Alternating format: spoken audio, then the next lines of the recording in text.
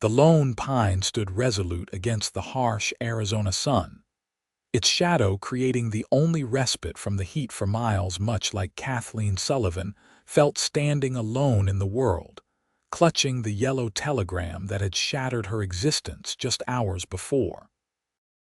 The dust of Calico, Arizona swirled around her ankles as she moved down the street, her eyes blurred with tears she refused to let fall. Not yet. Not until she delivered this terrible news.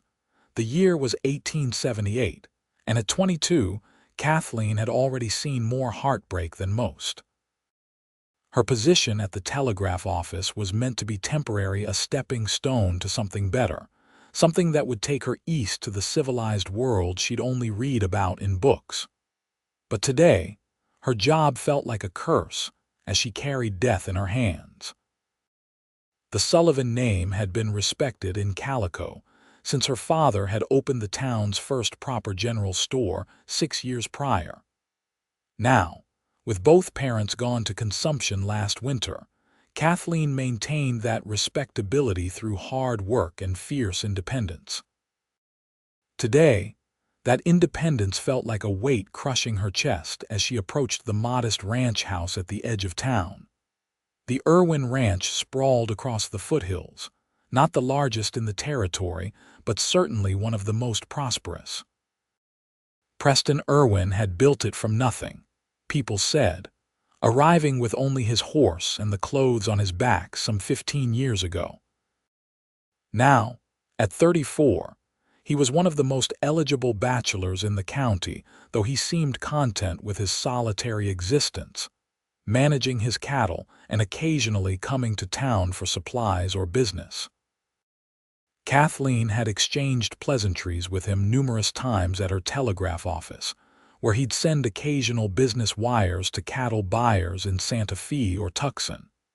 He was always polite, if somewhat reserved, his eyes the color of the sky just before a storm. Today, she was bringing him news that would surely unleash that storm. The ranch house door stood open to catch what little breeze might pass through. Kathleen paused on the porch, her hand raised to knock on the doorframe, when Preston's deep voice called from inside. "Don't just stand there letting the flies in. Either come in or close the door." Kathleen stepped inside, blinking as her eyes adjusted to the dimmer light.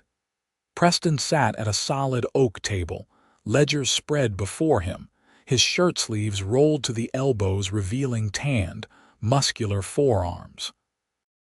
When he looked up and saw her, his expression shifted from mild irritation to concern. "Miss Sullivan," he stood, pushing back his chair. "Is something wrong?" The tears she'd been holding back all morning threatened to spill. She extended the telegram toward him, her hand trembling visibly. "I'm sorry, Mr. Irwin. I have this telegram for you." Preston crossed the room in 3 long strides, taking the paper from her fingers. His eyes scanned the message, his face draining of color. Kathleen knew what it said. She had transcribed it herself when it came through the telegraph office that morning. "Regret to inform you stop Thomas Irwin killed in mining accident Silver Creek, Colorado. Stop funeral arrangements pending. Stop contact Sheriff Jenkins for details. Stop Thomas Preston's younger brother. Only 26 and seeking his fortune in the Colorado silver mines. Now gone forever." "I'm so sorry," Kathleen whispered, a tear finally escaping down her cheek. She knew she should leave, give the man privacy in his grief, but her feet wouldn't move.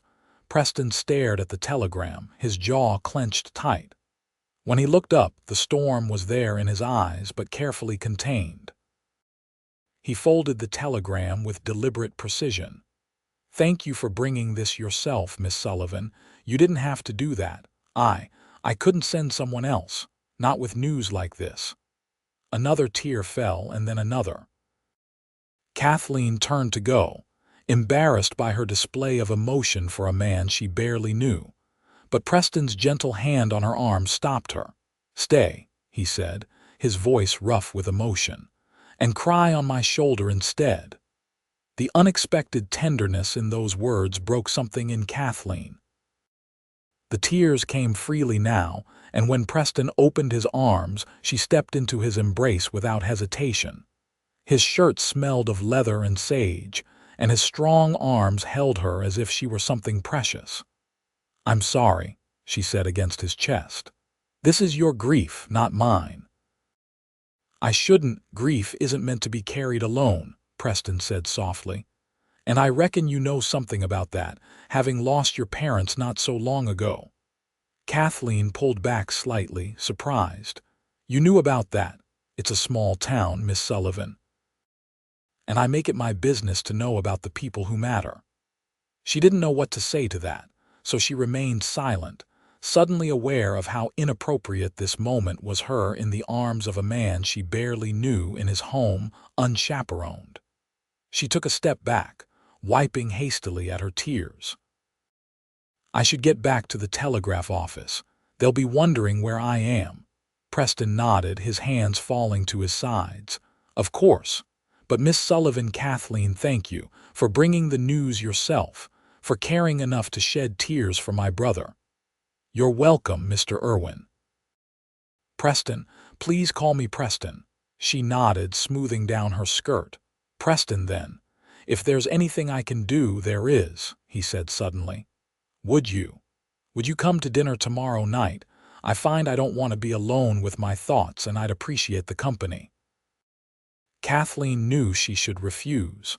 Proper young ladies didn't dine alone with unmarried men, but something in Preston's eyes, vulnerability beneath the strength, made her nod. "Yes," she said, "I'd be honored." As she walked back to town, the Arizona sun beating down on her shoulders, Kathleen wondered what she had just agreed to. It wasn't proper, certainly. But in that moment when Preston had held her, something had shifted inside her like tumblers in a lock clicking into place. And though she hardly knew the man, she couldn't help feeling that delivering that terrible telegram had somehow opened a door she hadn't known existed. The telegraph office was quiet when she returned. Mrs. Hattie Green, the widow who owned the place, looked up from her knitting with concerned eyes. "You delivered it, then?" "To Preston Irwin," Kathleen nodded, hanging her bonnet on the hook by the door. "Yes. His brother Thomas was killed in a mining accident in Colorado." Hattie sighed, her weathered hands stilling. "Such a shame. Thomas was a spirited boy, always looking for adventure. How did Preston take it?" "As well as can be expected," Kathleen said, not wanting to reveal the private moment they'd shared. "He was dignified." "That man carries the weight of the world on his shoulders," Hattie said, returning to her knitting. "Has since their parents died in that wagon accident when Preston was just 19. Raised Thomas himself, he did." Kathleen hadn't known that.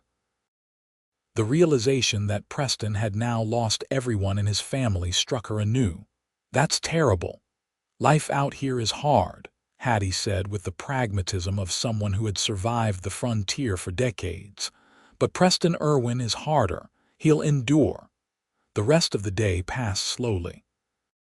Few telegrams came in, and even fewer people visited the office. By closing time, Kathleen's thoughts had circled back to Preston dozens of times, his strong arms, his gentle voice, the way he'd called her Kathleen instead of Miss Sullivan. She locked up the office and headed toward the small house she'd inherited from her parents. The evening air had cooled somewhat, though heat still radiated from the hard, packed earth of the street. As she turned the corner toward home, she nearly collided with Sheriff Miller. "Evening, Miss Sullivan," he said, tipping his hat. "Heard you had to deliver some bad news today." News traveled fast in Calico. "Yes, to Preston Irwin. His brother died in Colorado." The sheriff nodded gravely. "Shame about Thomas. Wild as a Mustang, that one, but a good heart. Preston's been asking about funeral arrangements. Seems Thomas will be buried in Colorado ground too hard to transport him back this time of year." Kathleen felt a pang of sadness at that. To not even have your loved one's final resting place nearby seemed an additional cruelty. "Will Preston go to Colorado for the service?" Said he might, though it's a hard journey this time of year and he's got the ranch to think about. The sheriff shifted his weight. "He also asked about you." Kathleen's heart skipped. "About me?" "Wanted to know if you had family in town looking after you. Told him you've been managing on your own since your parents passed. Seemed concerned about that." Warmth spread through Kathleen's chest. "That's considerate of him." Sheriff Miller's eyes narrowed slightly. "Preston Irwin is a good man, Miss Sullivan. One of the best. But he's also a man who's lived alone for a long time, set in his ways. Just keep that in mind." With a tip of his hat, he continued down the street, leaving Kathleen with the distinct impression she'd just been given a warning, though about what exactly she wasn't certain. That night, sleep eluded her. Her thoughts kept returning to the moment she'd stood in Preston's arms, feeling for the first time in months that she wasn't completely alone in the world. It had been improper, certainly. But it had also felt right in a way few things had since her parents' deaths. Morning brought no clarity, only the practical concerns of what to wear to dinner and how to explain her absence to Mrs. Green. The latter proved easier than expected. Hattie merely raised an eyebrow when Kathleen mentioned dining at the Irwin Ranch. "Be careful with that heart of yours, girl. Preston Irwin might not be looking to have it, no matter how much you might want to give it to him." "It's just dinner," Kathleen protested, her cheeks flushing. "He's grieving and doesn't want to be alone." Hattie's knowing look said more than words could, but she merely nodded. "You'll be wanting to leave early then. Take the afternoon if you need it." The dress Kathleen chose was her best, a deep blue cotton with small white flowers embroidered at the collar and cuffs. It had been a gift from her mother for her 21st birthday, and she'd had few occasions to wear it since. She pinned her hair up carefully, allowing a few golden curls to frame her face, and dabbed a tiny bit of her precious rose water behind her ears. As she examined her reflection in the small mirror, she hardly recognized herself. Gone was the practical telegraph operator in her sensible brown dress. In her place stood a young woman with flushed cheeks and bright eyes, a woman with hopes she dared not name even to herself. The walk to the Irwin Ranch took nearly 45 minutes, and Kathleen was grateful she'd left early. The sun was beginning its descent when she arrived, casting long shadows across the land. The ranch looked different in the golden evening light, more welcoming, somehow. Smoke curled from the chimney, and the smell of cooking food made her stomach tighten with nervous anticipation. She knocked on the door frame, noticing that today the door was closed. A moment later, Preston opened it, and Kathleen's breath caught in her throat. He was freshly shaved, his dark hair still damp and combed back from his forehead. He wore a clean white shirt with a black vest, and his gray eyes widened appreciatively as they took her in.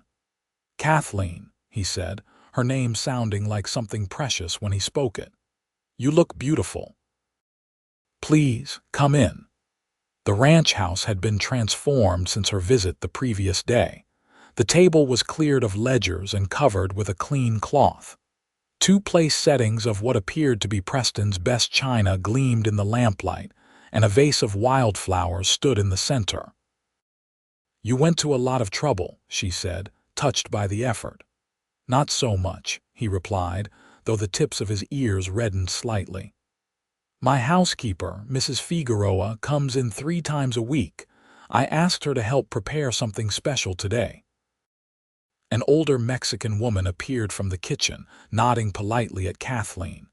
"Señorita, dinner is ready when you are, Señor Irwin." "Thank you, Mrs. Figueroa. You can leave the dishes. I'll take care of them tomorrow." The woman nodded again, gathering her shawl from a hook by the door. "Do not forget to take the bread from the oven in 10 minutes," she reminded Preston before taking her leave. Preston pulled out a chair for Kathleen. I hope you like beef stew. Mrs. Figueroa makes the best in the territory.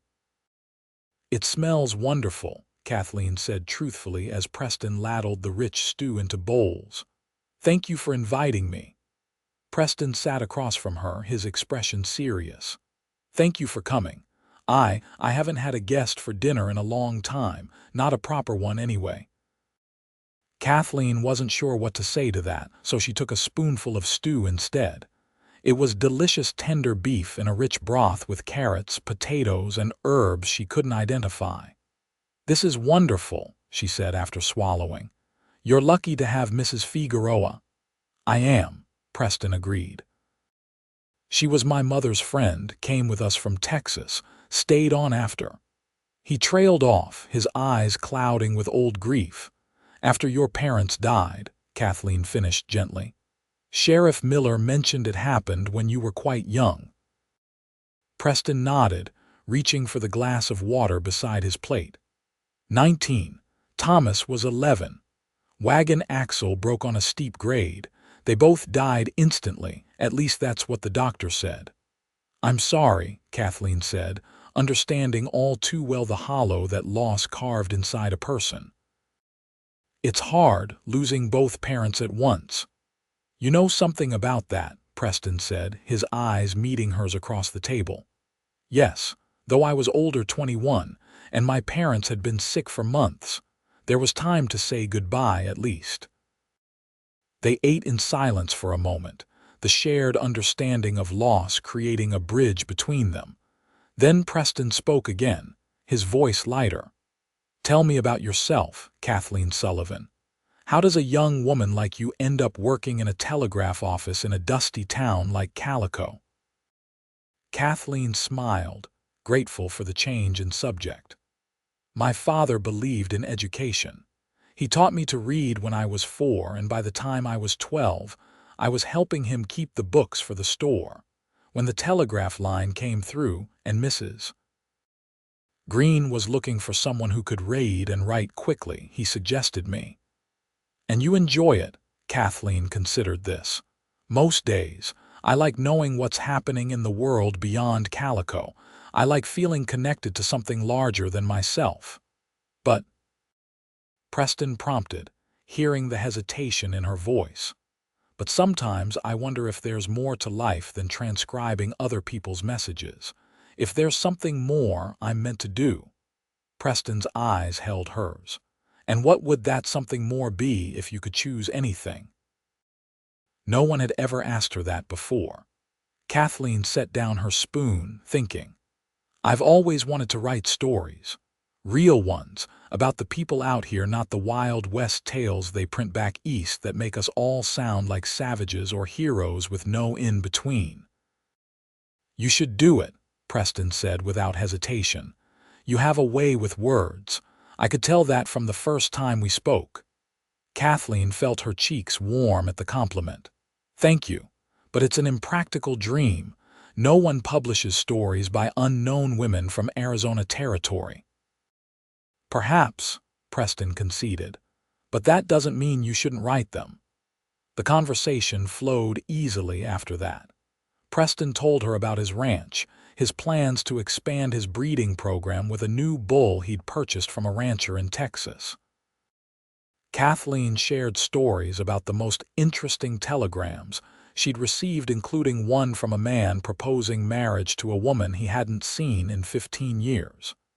She said yes, Kathleen concluded with a smile. Packed up and headed to Montana the next week. Some connections endure, I suppose, Preston said thoughtfully. Even across time and distance. The evening grew late, the oil lamps burning low.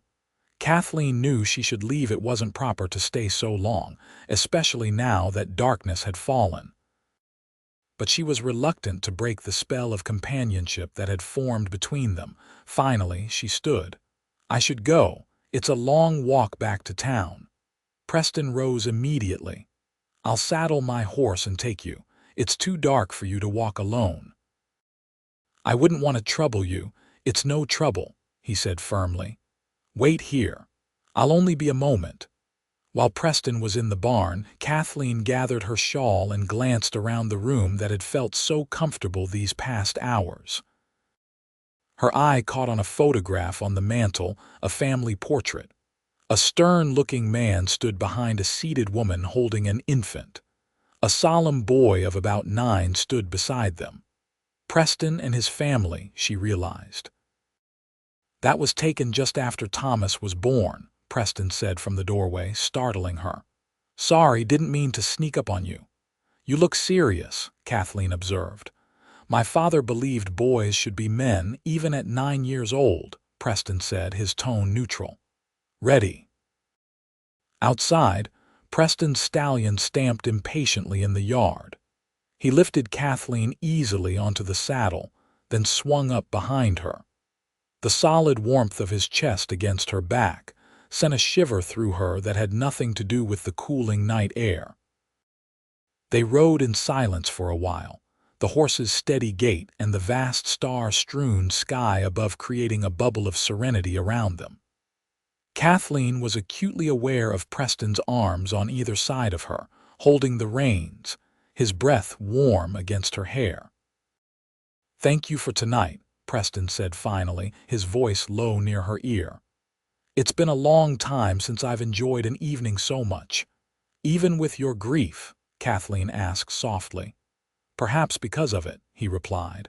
Grief sharpens other feelings, makes you aware of what matters. The words hung in the air between them, heavy with meaning Kathleen wasn't sure she was ready to examine.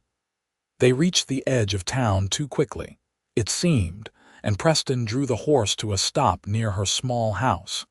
He dismounted first, then reached up to help her down. His hands lingered at her waist a moment longer than necessary, and when she looked up at him, the intensity in his eyes made her breath catch. May I call on you properly? He asked. Sunday, perhaps, Kathleen nodded, not trusting her voice. Preston smiled then, a genuine smile that transformed his face and made him look younger, less burdened. Good night, Kathleen Sullivan, he said, lifting her hand to his lips in a gesture that seemed to belong to another time and place. Good night, Preston Irwin, she replied, her voice steadier than she felt. She watched him ride away, her hand still tingling where his lips had touched it. Something was happening, something unexpected and perhaps unwise. But as she turned toward her door, Kathleen couldn't bring herself to regret it. The next 3 days passed in a blur of anticipation and doubt. Kathleen found herself distracted at work, mistranscribing telegrams and having to correct them. Mrs. Green watched her with knowing eyes but said nothing, merely suggesting that perhaps Kathleen might want to take Saturday afternoon off to prepare for her social engagement on Sunday. Saturday night, Kathleen barely slept, her mind racing with thoughts of Preston. Was she being foolish? They had shared only 2 meetings, one of them under the most tragic of circumstances. Yet she couldn't deny the connection she felt with him, a recognition that went beyond mere attraction. Sunday dawned clear and warm for early March. Kathleen attended the morning church service as usual, though her prayers were distracted, her eyes constantly drifting to the door in hopes of seeing Preston. He didn't appear, which wasn't surprising. He rarely came to town for church, from what she'd heard. Returning home, she changed into a pale yellow dress that her mother had always said brought out the gold flecks in her brown eyes. She had just finished pinning her hair when a knock came at her door. Preston stood on her porch, hat in hand, looking as nervous as she felt. He wore a clean black suit that emphasized the breadth of his shoulders, and his dark hair was neatly combed. In his free hand, he held a small bouquet of wildflowers. These are for you, he said, offering them. Not much, I'm afraid. The spring blooms are just starting. They're beautiful, Kathleen said, genuinely touched. Please come in while I put them in water. Her small house felt even smaller with Preston in it. He stood awkwardly in the center of her front room, taking in the modest furnishings, the shelves of books that had been her father's pride, the embroidered cushions her mother had made. "You have a lovely home," he said, and Kathleen could hear the sincerity in his voice. "Thank you. It's not much, but it's mine." She placed the flowers in a small vase on the table, arranging them carefully. When she turned, Preston was examining the books on her shelf. "You've read all of these?" he asked, sounding impressed. "Most of them." "My father believed books were the best investment a person could make." Preston nodded. "My mother felt the same. She taught both Thomas and me to read before we ever saw a schoolroom." A shadow crossed his face at the mention of his brother, but it passed quickly. "I thought we might take a walk, if that's agreeable. It's a fine day, and there's a spot by the creek I'd like to show you." They walked through town, nodding at the people they passed. Kathleen was aware of the curious glances, the whispers that would surely follow. Preston Irwin, the solitary rancher, walking out with Kathleen Sullivan, the telegraph girl. By tomorrow, half the town would be speculating on when they'd announce their engagement.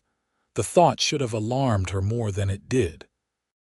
Once they left the town behind, Preston offered his arm and Kathleen took it, enjoying the solid strength of him beside her. The path led through cottonwoods just beginning to leaf out, following the small creek that gave Calico its water. "I found this place my first week in Arizona," Preston said as they rounded a bend. "Whenever things get too much at the ranch, I come here to think." The creek widened into a small pool, clear water reflecting the blue sky above. Willows dipped their branches to touch the surface, creating a secluded bower that felt worlds away from the dusty streets of Calico. "It's beautiful," Kathleen said, genuinely awed. "I had no idea this was here." "Few people do," Preston replied, leading her to a flat rock near the water's edge. "I've never brought anyone here before." The significance of that statement wasn't lost on Kathleen. They sat side by side on the rock, watching the water's gentle movement, listening to the birds calling in the trees above.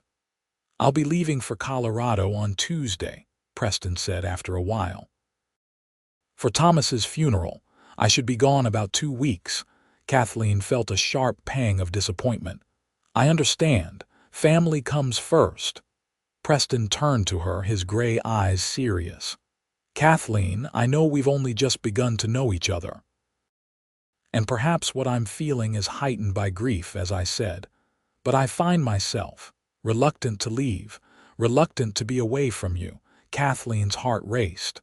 "I'll miss you too," she admitted softly, "though I understand why you must go." "When I return," Preston said, taking her hand in his, "I'd like to continue calling on you properly." With intentions that he broke off, coloring slightly. "I'm not explaining this well." "I think you're explaining it perfectly," Kathleen said, squeezing his hand. "And yes, I'd like that very much." Relief washed over Preston's face. "Good, that's good." They sat in companionable silence for a while longer, hands still joined, each lost in private thoughts. Then Preston spoke again, his voice hesitant. Would you write to me while I'm gone? I can send you the address of the hotel in Silver Creek." "Of course," Kathleen said immediately. "I'd be happy to." "It would give me something to look forward to," Preston admitted. "The journey won't be an easy one, nor will the task at the end of it." Impulsively, Kathleen leaned over and pressed a kiss to his cheek. "Then I'll write such interesting letters that you'll hurry back to Calico all the faster." Preston's eyes darkened, and for a moment, Kathleen thought he might kiss her properly. Instead, he raised her hand to his lips again, the gesture somehow more intimate than it had been before. "I'll hold you to that promise, Kathleen Sullivan." The next day, Preston came to the telegraph office with a piece of paper bearing the address of the Silver Creek Hotel. Mrs. Green raised her eyebrows but said nothing as Kathleen carefully copied it into her small notebook. "I'll leave on the morning stage," Preston said. "Should reach Silver Creek by Friday if the weather holds." "I'll pray for your safe journey," Kathleen said, conscious of Mrs. Green's presence just a few feet away. Preston nodded, his eyes conveying what he couldn't say aloud. "I'll look forward to your letters." After he left, Mrs. Green couldn't contain herself any longer. "Well, well, Preston Irwin calling on you twice in 1 week, and now letters. The town gossips will have a field day with this." Kathleen felt her cheeks warm. "He's only going to his brother's funeral, Mrs. Green. It's hardly scandalous for friends to correspond." "Friends, is it?" Hattie said with a knowing smile. "If you say so, dear. But I've known Preston Irwin for 15 years, and I've never seen him look at anyone the way he looks at you." The words stayed with Kathleen through the day and into the evening. That night, she began her first letter to Preston, wanting to have it ready to send as soon as he arrived in Silver Creek. "Dear Preston," she wrote, and then paused, suddenly uncertain what to say. How did one write to a man who wasn't quite a suitor but was certainly more than a friend? In the end, she wrote about Calico, the spring preparations at the general store, the new foal born at the livery stable, the plans for the town's modest Easter celebration. She wrote about her day at the telegraph office, the interesting messages that had come through, the book she was reading in the quiet moments between transmissions. She ended with, "I hope your journey is safe and swift, and that you find some comfort in saying goodbye to your brother. You are in my thoughts and prayers. Yours, Kathleen." Reading it over, she wondered if it was too formal, too distant. But what more could she say to a man she was only beginning to know? She sealed the letter and set it aside to post once she knew Preston had reached Silver Creek. The days passed slowly after Preston's departure. Kathleen found herself watching the door of the telegraph office, half expecting to see his tall figure darkening the doorway. She posted her first letter on Thursday, knowing it would reach Silver Creek shortly after Preston's arrival. On Saturday, a telegram came for her. "Arrived safely, stop funeral tomorrow, stop your letter arrived, stop brings comfort in difficult time, stop writing tonight, stop Preston." Kathleen pressed the telegram to her chest, ignoring Mrs. Green's knowing smile. The next day, she attended church and lit a candle for Thomas Irwin, picturing Preston standing beside a grave in a distant Colorado town, alone in his grief. Preston's first letter arrived on Wednesday, 4 closely written pages that revealed more of the man than all their conversations had. He wrote of the journey, the changing landscape as he traveled north, the small towns along the way. He described Silver Creek, a booming mining town very different from quiet Calico. And he wrote of Thomas' memories from their childhood, the bond they'd shared despite the years between them, his regrets for the distance that had grown between them as adults. "I find myself thinking of you often," he wrote near the end. "Your kind heart, your clever mind, the way your eyes light when you speak of books and stories. In the midst of grief, thoughts of you are like glimpses of sunlight through storm clouds. I count the days until I can return to Calico to you." Kathleen read the letter 3 times that night, each reading revealing new layers of the man who had so unexpectedly entered her life. She wrote back immediately, a longer letter this time, sharing more of herself in response to his openness. She told him about her dreams of writing, her memories of her parents, her hopes for a future that suddenly seemed less certain but more full of possibility than before. Over the next 2 weeks, they exchanged 4 more letters. Each one grew more intimate, more honest. Kathleen found herself revealing thoughts she'd never shared with anyone, her fears of remaining alone, her dreams of a life that combined love and purpose, her belief that God had a plan even when it wasn't clear to human eyes. Preston wrote of his own doubts, and hopes his struggle to maintain the ranch his parents had started, his desire to build something that would last beyond his lifetime, his growing certainty that he no longer wanted to build that something alone. When the telegram came announcing his return date, Kathleen felt a mixture of excitement and trepidation. They had grown closer through their letters than many couples did after months of courtship. What would it be like to see him in person again, knowing what they now knew of each other's hearts? The stage was due to arrive at noon on a Tuesday. Kathleen took her lunch break from the telegraph office, her heart pounding as she waited with the small crowd of people always drawn by the stage's arrival. When it finally appeared in a cloud of dust, she searched the faces at the windows, looking for the one that had come to mean so much to her. Preston was the last to descend, his tall frame unfolding from the cramped confines of the coach. He looked tired, dusty from travel, his face thinner than when he'd left. But when he saw her standing there, his whole countenance transformed. In 3 long strides he reached her, propriety forgotten as he took both her hands in his. "Kathleen," he said, his voice rough with emotion. "You're a sight for sore eyes." "Welcome home," she replied, suddenly shy despite the intimacy of their correspondence.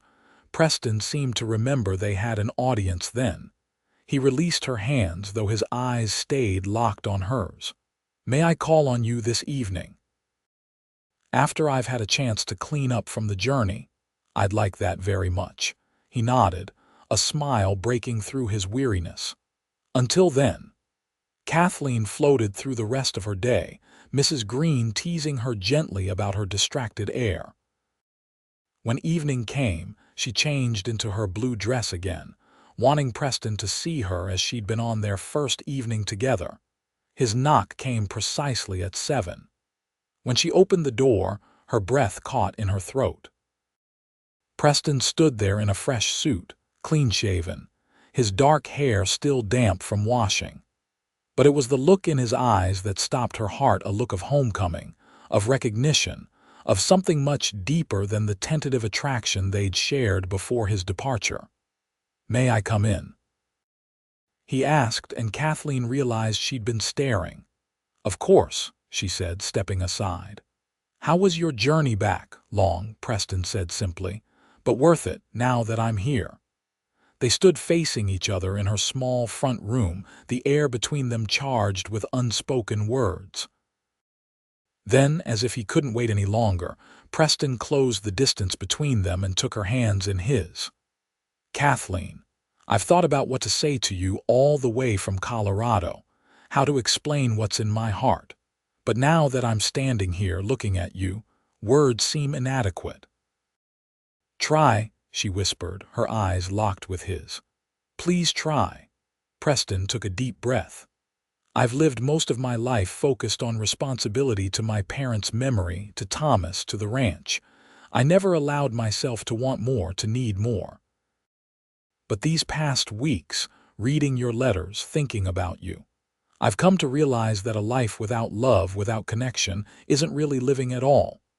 Kathleen felt tears gathering in her eyes as Preston continued.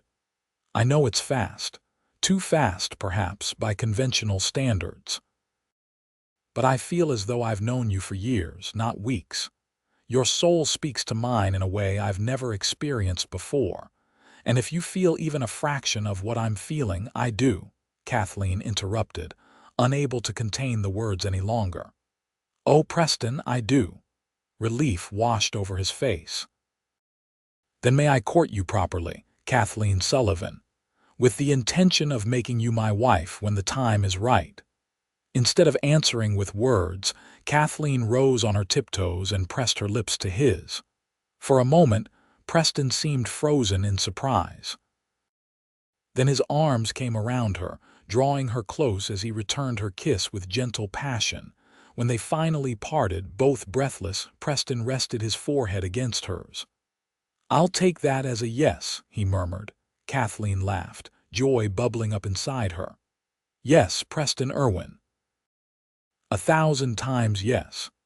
The days that followed were the happiest of Kathleen's life.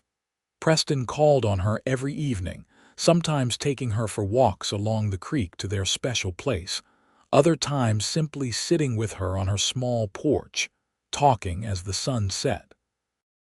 On Sundays, he escorted her to church, standing tall beside her as the congregation sang hymns and Reverend Parker preached about God's providence.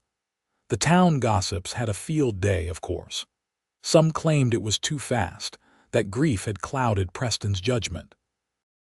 Others said it was about time the solitary rancher found himself a wife. Mrs. Green defended them fiercely, telling anyone who would listen that she'd never seen two people better suited.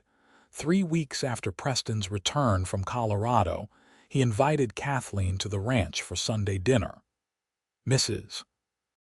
Figueroa will be there, he assured her, understanding her concern for propriety.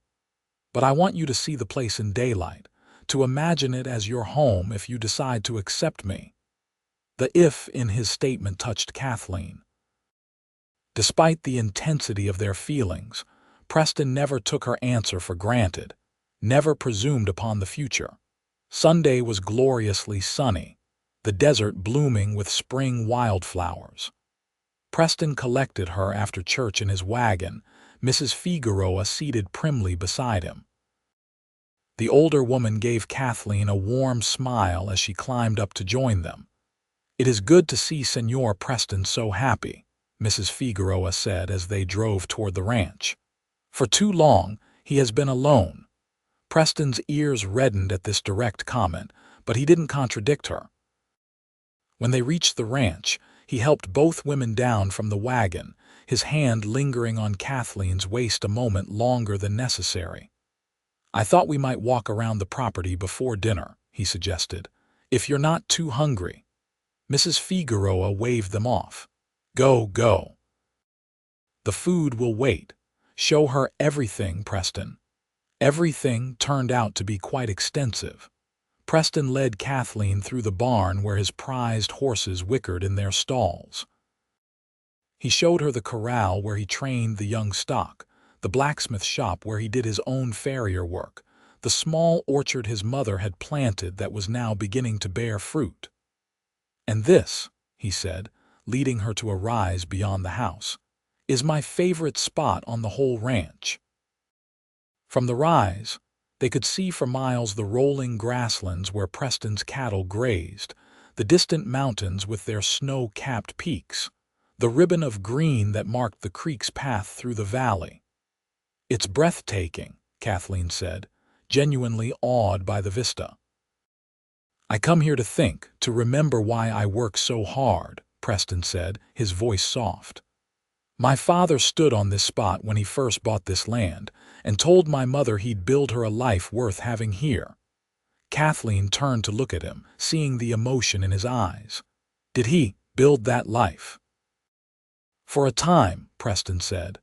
"They were happy here, I think, despite the hardships, but after they died, this place became just a responsibility to me, a burden I carried because it was my duty."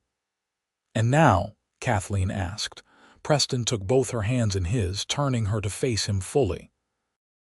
"Now I look at this land and see possibilities again. A future.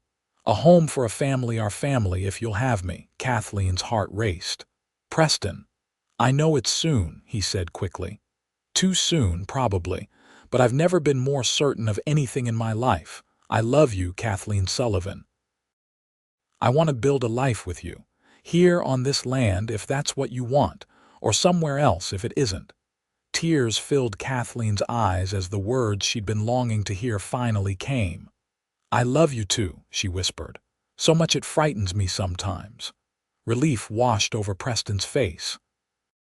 "Then marry me. Be my wife, my partner. Help me turn this ranch into a home again."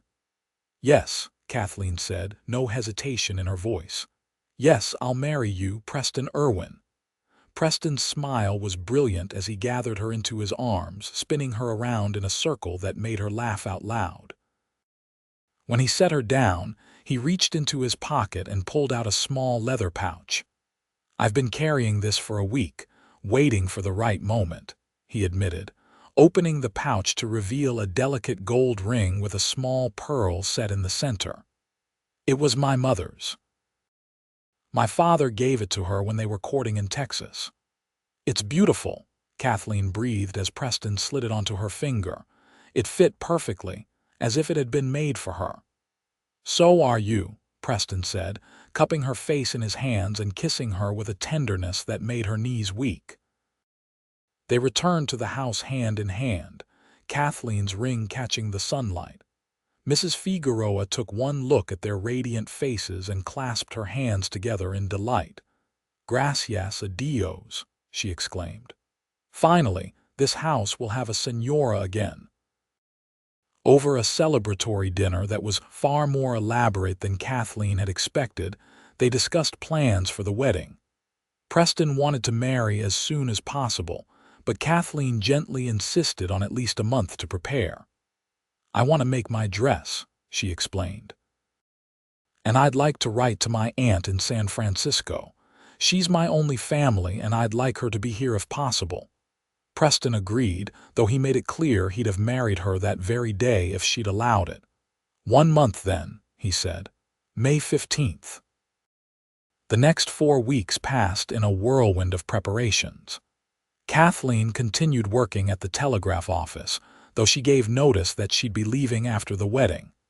Mrs. Green was sorry to lose her, but thrilled at her happiness.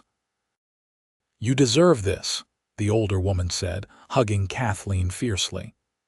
"And that man deserves you. You'll be good for each other." Preston rode into town every day, sometimes just for a few minutes to bring Kathleen flowers or to check on the progress of her dress. Other times he stayed for hours, helping her sort through the possessions she'd keep, and those she'd sell or give away before moving to the ranch. Kathleen's Aunt Adelaide responded to her letter with enthusiasm, promising to arrive a week before the wedding. She was her mother's older sister, a widow with grown children, and Kathleen had always been fond of her. Having family present would make the day even more special. As the wedding day approached, Kathleen found herself growing nervous. Not about marrying Preston, she had no doubts there, but about the changes ahead, the responsibilities of being a rancher's wife, the intimacies of marriage that she understood only in abstract terms. The night before her aunt was due to arrive, Kathleen sat on her porch, watching the sunset and trying to calm her racing thoughts.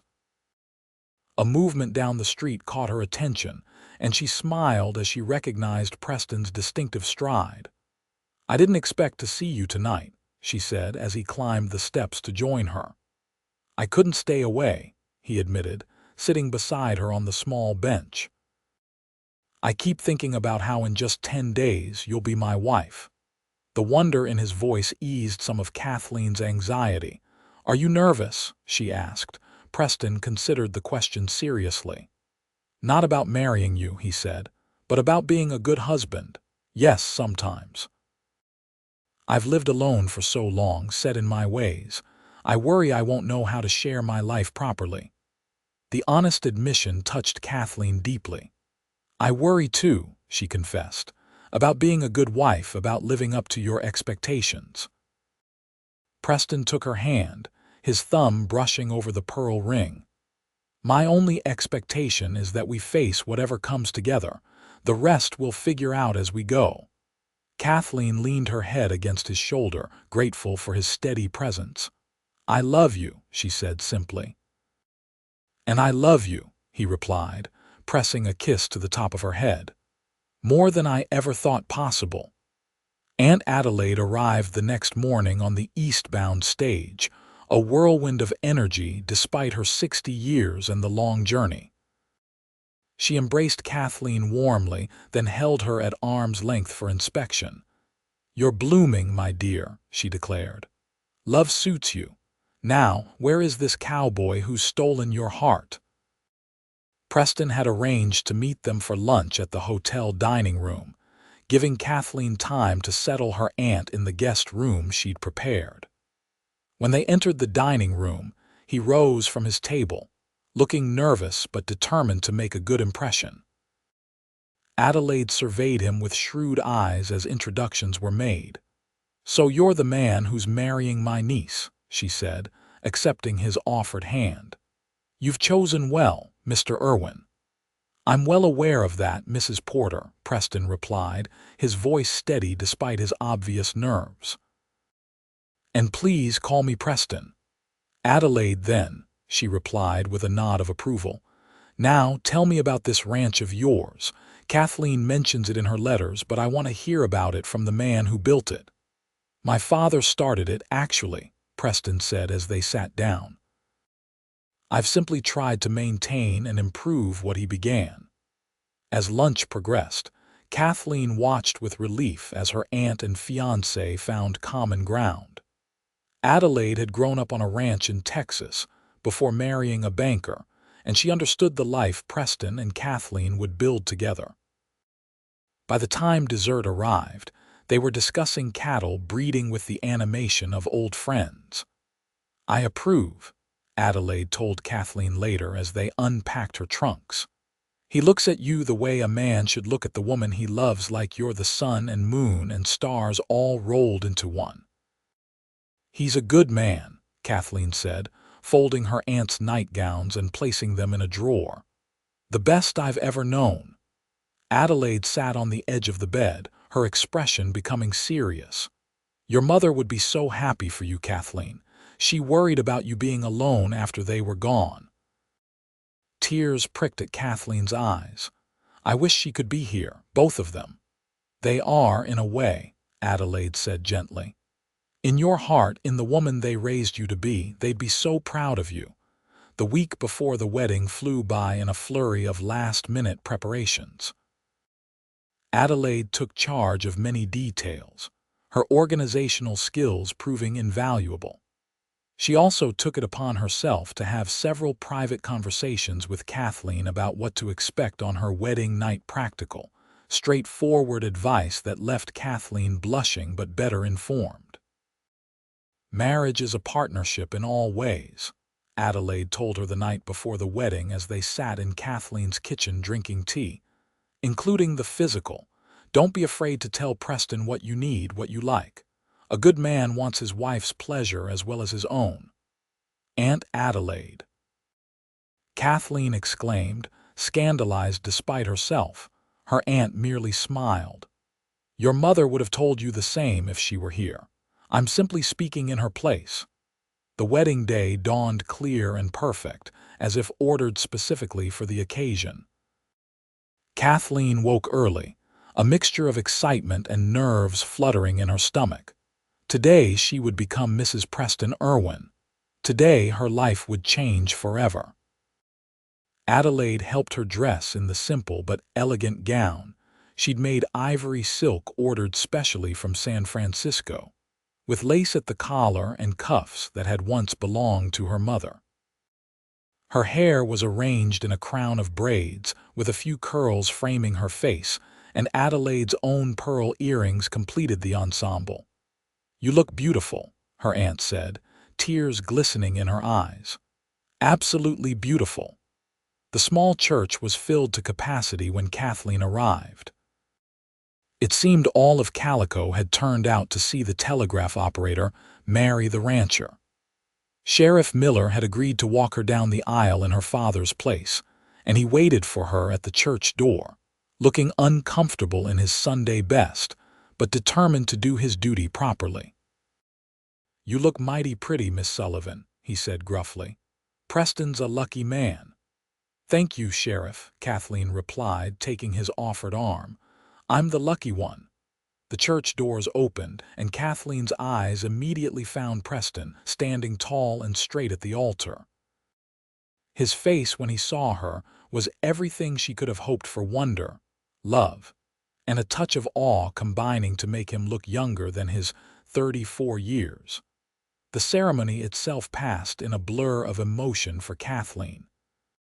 She remembered the warmth of Preston's hands holding hers, the steadiness of his voice as he repeated his vows, the gentle way he slid the gold band onto her finger to join her engagement ring.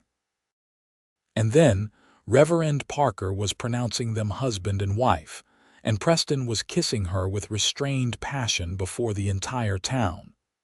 The celebration afterward was held at the hotel, where Mrs. Figueroa had overseen the preparation of a feast that would be talked about in Calico for years to come. There was dancing, too, with Preston leading Kathleen in the first waltz, his hand warm and sure at her waist. "Happy, Mrs. Irwin," he murmured in her ear as they moved across the floor. "Deliriously so, Mr. Irwin," she replied, smiling up at him. As the evening wore on, Kathleen noticed her new husband growing increasingly distracted, his eyes darting to the clock on the wall more frequently. Finally, as the sun began to set, he leaned down to whisper in her ear, "I think we've fulfilled our social obligations, don't you? I'd like to take my wife home now." The heat in his eyes made Kathleen's pulse race. She nodded, suddenly shy despite the weeks of anticipation. They made their farewells, accepting congratulations and well wishes from the guests. Aunt Adelaide hugged Kathleen tightly, whispering, "Remember what I told you and all will be well." Preston had prepared the wagon earlier in the day, and it waited for them behind the hotel. He helped Kathleen up, then climbed up beside her, taking the reins and guiding the horses toward the ranch, their home now, not just his. The ride was quiet, both of them lost in thoughts of what lay ahead. When they arrived, Preston surprised Kathleen by lifting her into his arms to carry her across the threshold. "Welcome home, Mrs. Irwin," he said softly as he set her down in the front room. The house had been transformed in Kathleen's absence. Fresh flowers stood in vases on every surface, and new curtains hung at the windows, curtains she recognized from her own house in town. "Mrs. Figueroa and I moved some of your things yesterday," Preston explained, seeing her surprise, "to make it feel like your home too, not just mine. The rest will come tomorrow." "It's perfect," Kathleen said, deeply touched by his thoughtfulness. Preston took her hand, leading her through the house to the bedroom, their bedroom now. Here, too, were signs of preparation. Fresh linens on the bed, a vase of roses on the dresser, a new lamp that cast a warm, golden glow over the room. They stood facing each other, suddenly awkward despite all the love between them. Then Preston reached out and gently touched her cheek. "I've dreamed of this moment," he said softly, "of having you here as my wife. But if you're nervous, if you need time," Kathleen silenced him with a finger to his lips. "I am nervous," she admitted, "but I don't need time. I need you, Preston. I need my husband to show me what it means to be a wife." The tension in Preston's shoulders eased, and he smiled a slow, warm smile that made Kathleen's heart race. "I love you, Kathleen Irwin," he said, drawing her into his arms, "more than I have words to say." "Then show me," she whispered, lifting her face to his. His kiss was gentle at first, then deepening as Kathleen responded to him. His hands moved to the buttons of her dress slowly, giving her time to object if she wished. But Kathleen had no wish to object. Despite her nerves, she wanted him, wanted the full joining that would make them truly husband and wife. Later, as they lay together in the darkness, Preston's arms around her and his heartbeat steady beneath her ear, Kathleen marveled at the journey that had brought them here. From that moment when she delivered a telegram with tears in her eyes, to this complete and perfect happiness in the arms of the man she loved. "What are you thinking?" Preston asked, his voice low in the darkness. "About how strange life is," Kathleen replied honestly. "How the worst day of your life became the beginning of the best part of mine." Preston's arms tightened around her. "I thank God every day for sending you to my door, even with such terrible news. You saved me, Kathleen, from loneliness, from a life half lived." "And you saved me," she whispered back. "We saved each other." The days and weeks that followed settled into a rhythm of shared life that felt both new and somehow familiar, as if they'd been meant to live this way all along. Kathleen learned the routines of the ranch, working alongside Mrs. Figueroa to manage the household while Preston tended to the cattle and horses. In the evenings, they would sit on the porch, watching the sunset and talking about their day, their dreams, their future together. They had their disagreements, of course. Preston was accustomed to making decisions alone, and sometimes forgot to consult Kathleen on matters that affected them both. Kathleen occasionally retreated into stubborn silence when upset, rather than speaking her mind.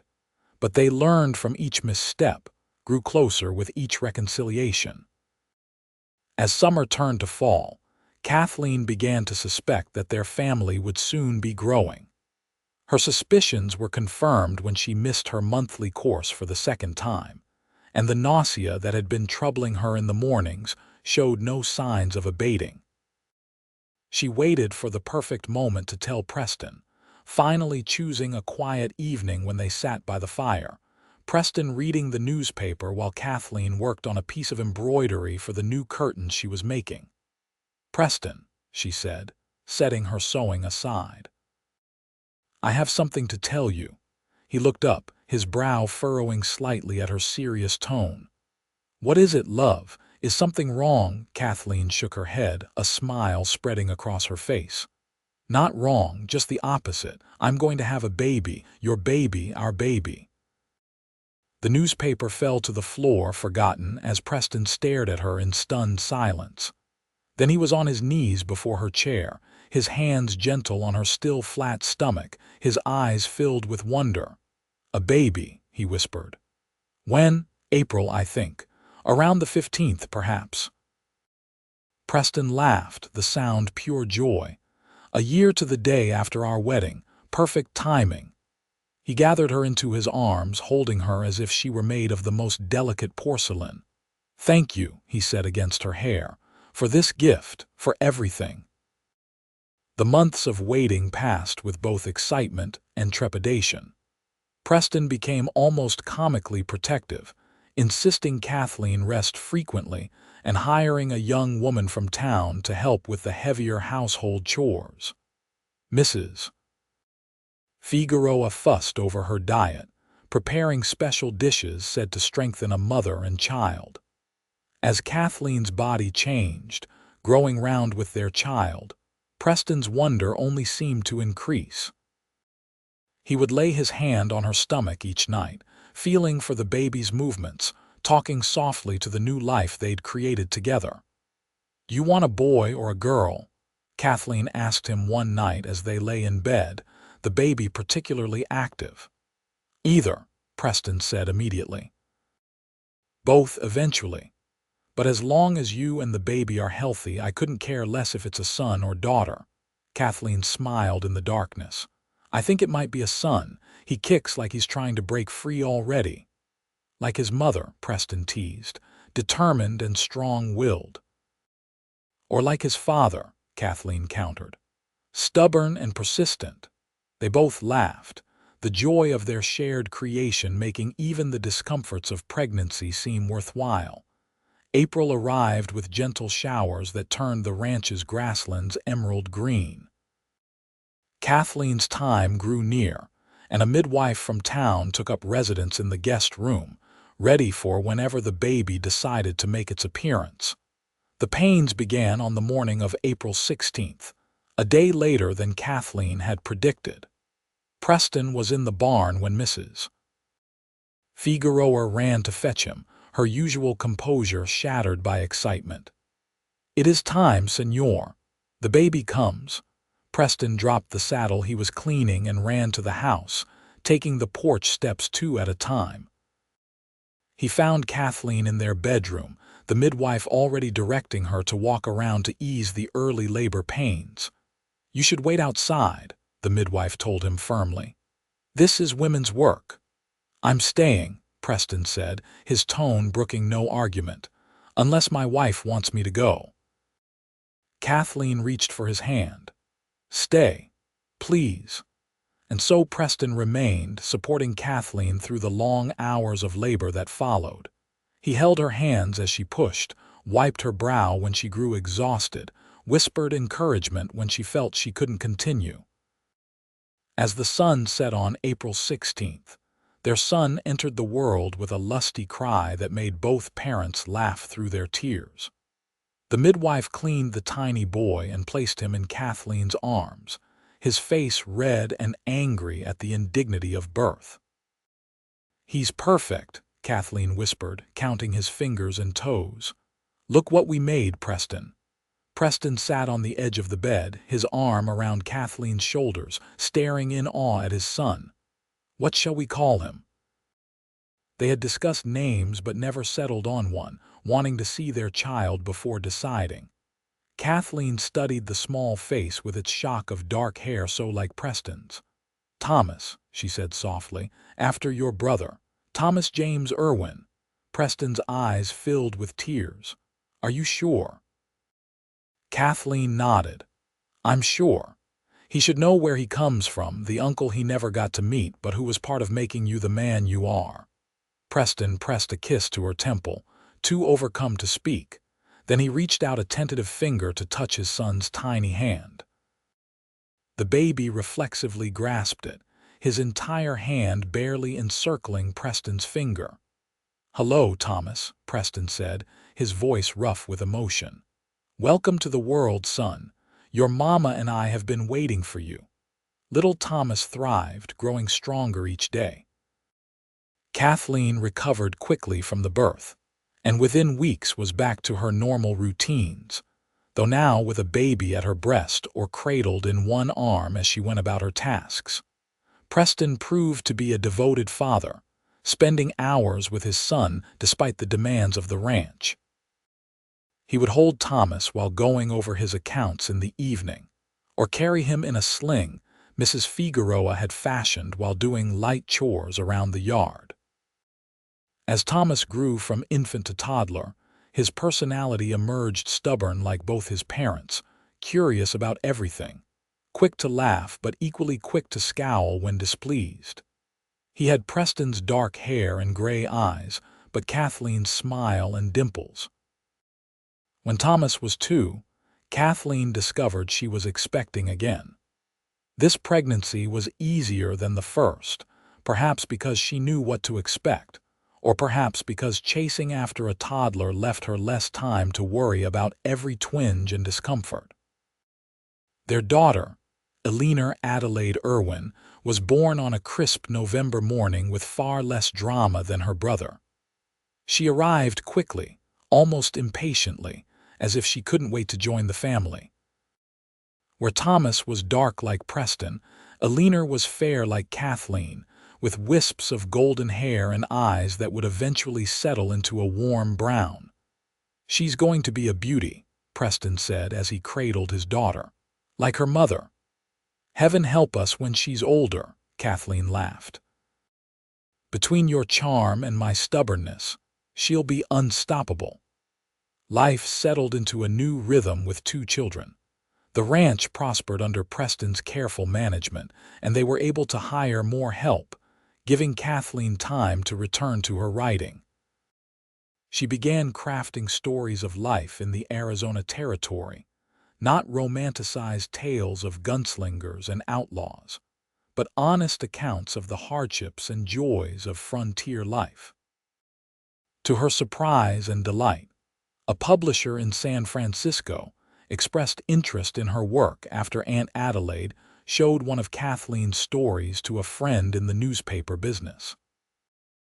By the time Eleanor was 3 and Thomas 5, Kathleen had published a collection of short stories and was working on a novel based loosely on her own experiences as a telegraph operator. "I'm so proud of you," Preston told her one evening as they sat on the porch, watching their children chase fireflies in the yard. "You're making your dream come true." "One of my dreams," Kathleen corrected him, leaning her head against his shoulder. "The others are right there." She nodded toward Thomas and Eleanor, then placed her hand over Preston's. "And right here." Preston turned his hand to clasp hers, the years of ranch work having added new calluses but the touch still as gentle as when they'd first held hands by the creek. "Do you ever think about that day when you brought me the telegram?" Kathleen nodded. "Often. I was so afraid to intrude on your grief, and then you asked me to stay." "Best decision I ever made," Preston said, lifting their joined hands to his lips. "Asking you to stay, marrying you, building this life together. No regrets?" Kathleen asked, though she already knew the answer. Preston looked out at their children, then back at his wife of 7 years. "Not a single one."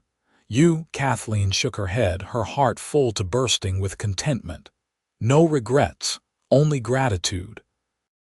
For that terrible, wonderful day when I delivered a telegram with tears in my eyes, and a kind cowboy asked me to stay and cry on his shoulder instead." Preston smiled, the lines at the corners of his eyes deepening lines of laughter and joy, not sorrow or regret. "I love you, Kathleen Irwin. More today than yesterday, less than tomorrow." "And I love you," Kathleen replied, as she had every day for the past 7 years, always and forever. As the sun set over the ranch that was truly their home now, Preston drew his wife into his arms for a kiss that held all the passion of their first embrace and all the comfort of their years together. From the yard came the delighted squeals of their children, the future they had built together through love and courage and faith in each other. And Kathleen knew, with a certainty that filled her soul, that this was exactly where she was meant to be, where a telegram delivered in tears had led to a lifetime of joy, where a moment of shared grief had opened the door to a love that would sustain them all their days.